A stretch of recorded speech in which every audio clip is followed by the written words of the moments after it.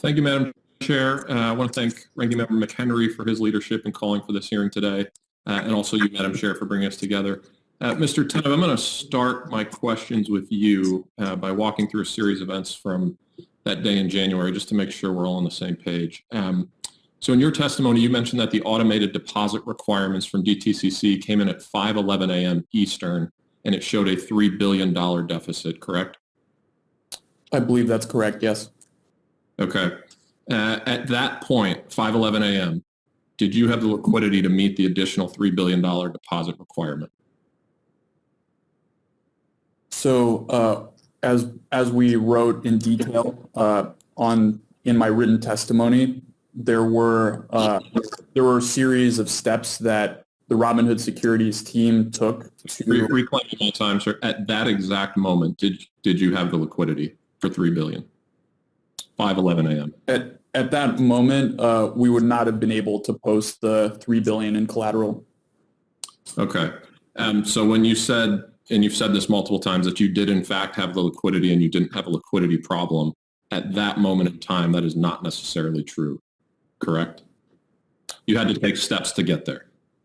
Congressman, we did have to, the Robinhood Securities team had to work with our relevant clearinghouses to adjust the risk profile of the trading day in order to meet our collateral requirements. Right. And in order to do that, your choice was to throttle trading to prevent your clients from being able to purchase in certain shares, correct? That's correct. Robinhood Securities had to restrict buying in about 13 securities. Okay. And if you had not been able to de-risk the profile or the portfolio, excuse me, you wouldn't been able to raise the money, get the VAR requirement and the excess capital charge waived to de-risk the portfolio, then DTCC would have stepped in and liquidated the portfolio, correct? I'm not sure what the exact, Congressman, what the exact steps that they would take if we weren't in compliance with the deposit requirements would be, but it would not have been a good situation for the firm or the customers. So reclaim my time. So the letter that Ranking Member McHenry submitted for the record, I would draw everyone's attention to. I'll just read this. If a clearing member fails to satisfy a margin call, it exposes other clearing members to risk and can put NSCC out of compliance. In a case of non-payment, NSCC may cease to act for the clearing member and liquidate its unsettled clearing portfolio.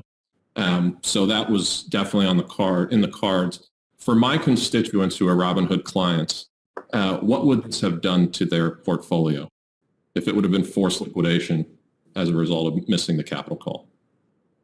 Oh, well, Congressman, if there was forced liquidation, at the very least, it would have resulted in a total lack of access to the markets for your constituents,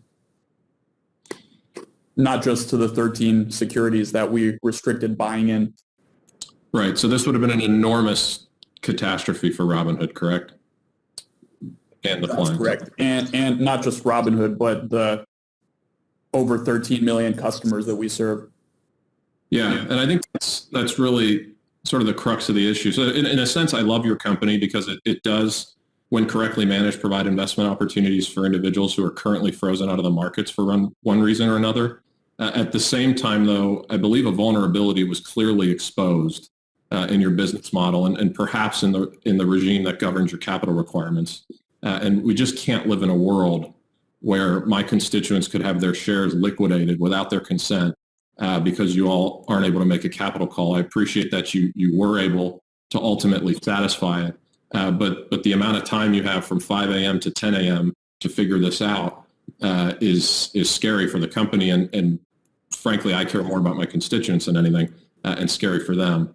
And so I hope we'll continue to look at that. Beyond that, though, I also hope that this hearing highlights a very real problem with our financial markets today and how they're accessed by everyday investors. Today, the Melvin and Citadels of the world, as well as major PE and VC funds, have access to the world's greatest investment opportunities on the planet, whereas the retail investor world, of which Mr. Gill is a great member, it doesn't, for lack of a better term, has access to an ever diminishing set of investment opportunities. And so while we're debating these vulnerabilities, we're also serious about finding ways to expand access for Main Street investors. And with that, I yield. The gentleman's time